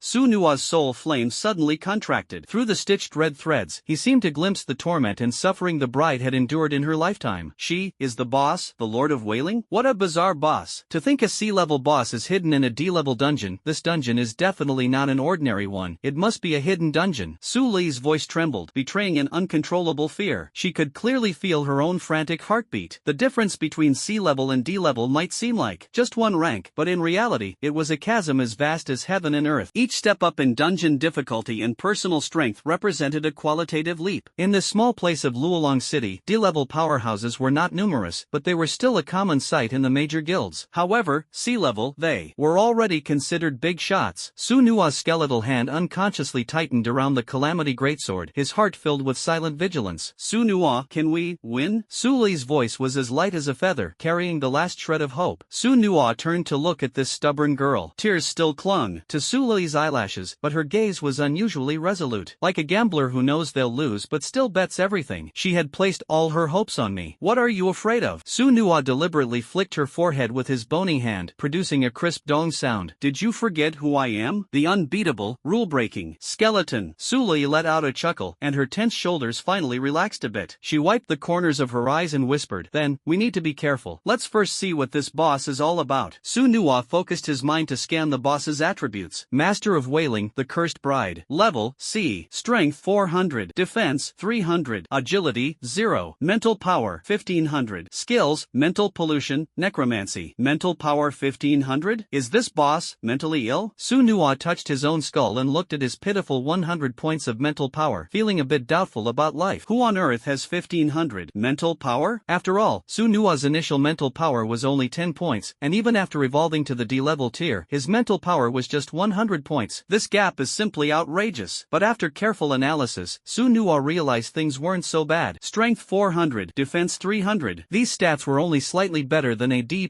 level Corpse King, and Su Nuwa had strength 650 and defense 600, stats far superior to this cursed bride. He rubbed his bony hand against his chin, producing a crackling sound, as the passion for battle ignited in his heart. Agility has actually dropped to 0. Could it be that she can't move? But the more fatal issue is that mental contamination. Su Nuwa turned to look at Su Lei. As a skeleton, strictly speaking, I don't have a brain, so naturally, I'm not afraid of this kind of mental attack. But the fragile master in front of me definitely can't withstand this level of mental shock. Listen! Su Nuwa suddenly turned around, placing his bony hand on Su Lei's shoulder. When the fight starts later, make sure to stay far away. This boss's mental attacks are tough to deal with. Her mental strength is astonishingly high. I even suspect she might be mentally unstable. Su Lei bit her lip, but no buts. Su Nuwa rarely looks serious, the purple flame staring straight at her. If you get mentally corrupted, I'll have to take care of a crazed master, and that would truly be a disaster. I must find a way to counteract this mental attack. Su Nuwa's gaze swept across the ground full of corpses, and suddenly a flash of inspiration struck. That's right, his own skill, Undead Suppression. Undead Suppression Domain. Range, radius of 10 meters. Effect, plus 50% mental resistance for allies within range. Duration, combat state. He suddenly grabbed Su Lei's hand. If you come under mental attack later, immediately use the contract chains to link to me. My necromantic aura should help you resist part of the mental impact. Su Lei nodded firmly, with 3 blood-red chains already coiled around her wrist, ready to go. She took one last look at the twisted bride boss and whispered softly, Su Nuwa, you must win. Su Nuwa's soul fire burned fiercely. To protect her master. To deal with those scumbags who bullied her. Don't worry, I'm the man destined to become an SSS-level undead emperor. A mere C-level can't possibly stop me. He raised the Calamity Greatsword, and the dark golden patterns on his skeleton suddenly lit up, radiating a dazzling brilliance. At that moment, the backpack on Zhao Deju's shoulder accidentally slipped off, and a piece of icy blue light instantly caught Su Lei's attention. Cold marrow jade. Her voice was almost forced out from her throat. In Zhao Deju's backpack, there were several fist-sized ice blue crystals, with frost mist swirling inside. The cold light silently spread in the darkness, as if some slumbering creature was breathing. The temperature in the cave seemed to plummet with the exposure of the frost marrow jade. In the chilly cave, the frost marrow jade emitted a faint blue glow, illuminating Su Lei's flushed cheeks, reddened with excitement. Cold marrow jade, this is the ultimate treasure that ice element awakeners dream of. Her voice was like a thunderclap, shaking the air around her. It can enhance the strength of ice element awakeners below B level by 20% and comes with a frostbite effect. In the medical field, it can even slow down the degeneration of human organs. The more she spoke, the more urgent she became, her speech quickening unconsciously, and her eyes glimmering with a longing light. I heard before that at auctions, even 1 gram of cold marrow jade sells for thousands. There's so much here, it's worth at least tens of millions. Su Lei's heart surged with hope. To her, these cold marrow jades seemed like the only hope for her mother's recovery. However, just as she was immersed in her hope, a corpse infant covered in mucus suddenly leapt out from a crack in the rock. This creature, only the size of a baby, had sharp claws and fangs. Its rotting skin revealed clear blood vessels underneath, and it lunged at Su Lei's throat with astonishing speed. Watch out! Su Nuwa's skeletal hand moved as fast as lightning, the scourge greatsword slicing through in a pitch-black arc slash. The corpse infant was precisely cleaved in half, green fluid splattering everywhere, creating a scene both gruesome and thrilling. Killed D-level corpse infant. Strength +3. Current kill count 30/1000. The purple flame in Su Nuwa's eyes flickered slightly, but the system's +3 strength prompt failed to spark any interest in him. Although this corpse infant was D-level, the attribute boost it provided was pitifully small. Rather than calling these corpse infants monsters, it would be more accurate to describe them as mass-produced consumables. No soul, no talent, and even the attribute points they offered were miserably few. Still, even the tiniest scraps of meat from a mosquito's leg are worth something. Kill enough of them, and he would eventually achieve advancement. Huff, huff. Su Nuwa, thank goodness for you. I got too careless. Losing focus in a dungeon is as good as asking to die. Su Lei patted her chest in lingering fear, her small face pale with fright. Before she could recover, an extremely piercing and sorrowful female voice surged from all directions, interspersed with the crisp yet eerie sound of copper bells. Why? The bride on the throne suddenly convulsed violently, the copper coin sewn onto her wedding dress jingling incessantly. Are you here to crash the wedding too? Her head twisted 180 degrees at an impossible angle, and the red veil slowly slid off, revealing a mouth stitched tightly with dense red threads. The corners of her mouth were forcibly sewn into an extremely eerie smile, with black blood continuously seeping from the stitches. As she questioned, the temperature in the cave suddenly plummeted. The skulls scattered across the ground began to sing a bizarre nursery rhyme in unison. The bride weeps, the groom laughs, the red candles illuminate the path of yin and yang. Ghostly green flames flickered in the eye sockets of the skulls, making the atmosphere increasingly eerie. Sule suddenly collapsed to her knees, her legs giving way. To her horror, she discovered that her hands were clapping uncontrollably, as if she were attending a joyous wedding celebration. Her nails dug deeply into her palms, blood seeping out, yet she still couldn't stop this utterly bizarre action. This is the curse of a ghost marriage. Su Nua's soul fire flickered violently. He saw Sulei's school uniform slowly turning red, resembling a bride's wedding dress. Su Nua, my body. Sulei's voice was choked with sobs. The hem of her school uniform had somehow already transformed into a blood-red wedding gown, and her waist was wrapped with a foul-smelling red rope soaked in corpse oil. Don't look into her eyes, Su Nua shouted, but it was already too late. Reflected in Sulei's pupils was a horrifying scene, a bride with her hands and feet bound, struggling desperately. Several people wearing Nua opera masks were stuffing copper coins into her mouth. Blood-stained embroidery needles pierced through her lips. When she was finally nailed alive into the coffin, she was still shouting someone's name. Ah! Sulei let out a heart-wrenching scream. Those images were being forcibly branded into her memory. Ah! Stop it now. She tried to resist the mental contamination, only to find herself completely powerless. The difference in mental strength was too vast. Master! Su Nua quickly supported her trembling body, his soul fire flickering violently. He could feel the intense pain transmitted from the other end of the contract. The boss's mental attack was too monstrous. He had to sever this mental connection. Su Nua roared furiously, and the dark golden patterns on his skeleton suddenly lit up. Undead suppression activated. A terrifying undead aura erupted from Su Nua's body, forcibly dispelling the mental contamination. Su Li gasped heavily with relief, cold sweat soaking through her school uniform, clinging tightly to her body and sending a chill through her. Her heart tightened, and she hurriedly followed the original agreement, using the contract chain to tightly connect with Su Nua, borrowing his strength to share the overwhelming mental assault surging toward her. Su Nua, she's so terrifying. She clutched Su Nua's arm bone tightly, her fingers turning pale from exertion, her body trembling slightly. Don't be afraid. Su Nua firmly shielded her behind him, the purple flame locking onto the boss as he resolutely said, I'm here. At that moment, a weak voice sounded. Su Lei? Zhao Dezhu, his face covered in blood, raised his head in disbelief, his eyes widening. You're still alive? His heavy armor was shattered beyond recognition, his right arm twisted like a wounded prey, yet his left hand clung tightly to the backpack filled with cold marrow jade, as if it were his last hope. Impossible. Li Taichan was pinned beside the throne by bone spikes, weakly raising his head, a trace of fear flashing in his eyes. According to the Dragonfawn Guild's information, that Corpse King has reached D+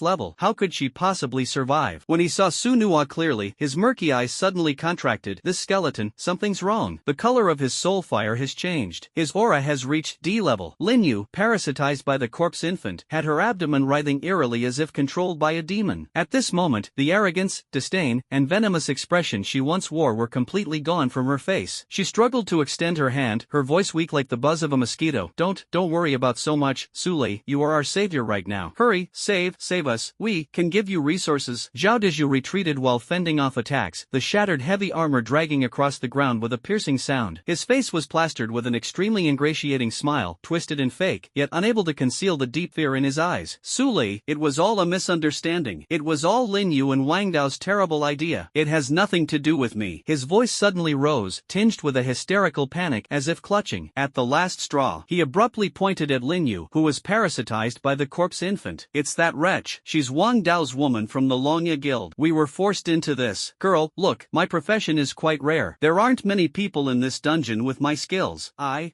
can help you dig up more resources. I know where the hidden treasures are. Those good things are enough to greatly enhance your strength. Li Taichan hurriedly chimed in from the side. Although his abdomen was pierced by a bone spike and black, shiny blood kept seeping from the wound, his fear at this moment drove him to desperately try to save himself. Lin Yu's anguished screams echoed in the air, like wails from hell. Ah, save me. I don't want to die. The purple flames in Su Nua's eye sockets flickered violently, and his bony hand clenched with a cracking sound. These three filthy scumbags. Just moments ago, they were using them as meat shields, as bait, trying to push Sulei into a place of eternal damnation. Now, facing death, they still have the audacity to grovel shamelessly? Do you even deserve to beg for forgiveness? Sulei trembled with anger, her face flushed red. Zhao Dezhu, you, Li Tai-chan. You two heartless scoundrels caused the deaths of Chen Ming and Zhang Ying, and now you want to use the same tactics to kill me. If it weren't for Su Nuo evolving and greatly increasing his strength, I would have already been destroyed without a trace by you. She furiously pointed at Lin Yu. And you wicked woman. Lin Yu. Along the way, your venomous mouth never stopped, calling me useless, calling Su Nuo trash. Now you know you're about to die? Putting on this pitiful act, who are you trying to fool? You don't truly realize your mistakes. You just know you're about to die, with no way out, and that's why you're here pretending to beg for mercy. Su Nuo, do it. Leave no one behind. Su Li's voice was as sharp as a cold blade, her fingers digging tightly into her palm. The purple flame in Su Nuo's eyes flickered slightly, no longer conveying fear and hesitation, but a cold determination. She was no longer the naive school beauty who would silently endure with teary eyes after being bullied. In this cruel instance, she had learned to repay tooth for tooth, eye for eye. In this world that devours people, kindness must grow fangs. You've grown, my master. Su Nuo's voice carried a hint of approval, and the black mist on the Calamity Greatsword churned like a living thing. What? The skeleton spoke? Zhao Deju's eyes nearly popped out of their sockets. He staggered back 2 steps, his face full of disbelief. Li Tai-chan trembled all over in fear, his body pinned to the wall by bone spikes desperately writhing. What the hell kind of skeleton is this? How could a contract beast possibly evolve language abilities? With a crisp click, Su Nuo elegantly twisted her neck, as if warming up. She tilted her head to look at the three, the purple flames in her eye sockets flickering with a cat-and-mouse-like mockery. Surprised? Hee hee, the real surprise is yet to come. Su Nuo's soul fire danced joyfully. She deliberately slowed her movements, letting the blade scrape against the rock wall with a grating sound, watching the fear on the faces of the 3 beasts grow more intense. Swish! The first one. Su Nuo's figure vanished in an instant, leaving only a faint afterimage in place. The next moment, Li Tai-chan's pupils suddenly contracted. He only felt a chill on his neck, and his vision spun wildly. In his final moments of consciousness, he saw his headless body still pinned to the wall, black blood gushing like a fountain from the severed neck. With a thud, Li Tai-chan's head rolled to the ground, his face frozen in an expression of terror, his mouth still unconsciously opening and closing. Did he die so quickly that he couldn't even react? Resources. Su Li quickly stepped forward and decisively snatched Li Tai-chan's storage bag, which contained all the resources he had collected along the way. Su Nuo noticed Su Li's trembling hands, but her actions were swift. This girl, who once couldn't even bear to watch a chicken being slaughtered, could now remain calm in the face of a headless corpse. To save her mother, she had truly changed a lot. Zhao Deju's face turned as pale as paper in an instant, with beads of sweat rolling down his forehead. Damn it, such speed and strength. Is this still a skeleton? He trembled as he pulled out a bottle of strength recovery potion from his pocket and gulped it down. Although he was a heavy armored warrior specializing in endurance battles and defense, the side effects of using potions consecutively made his whole body shake, and the speed of wound healing had noticeably slowed. He could even feel his vitality draining rapidly.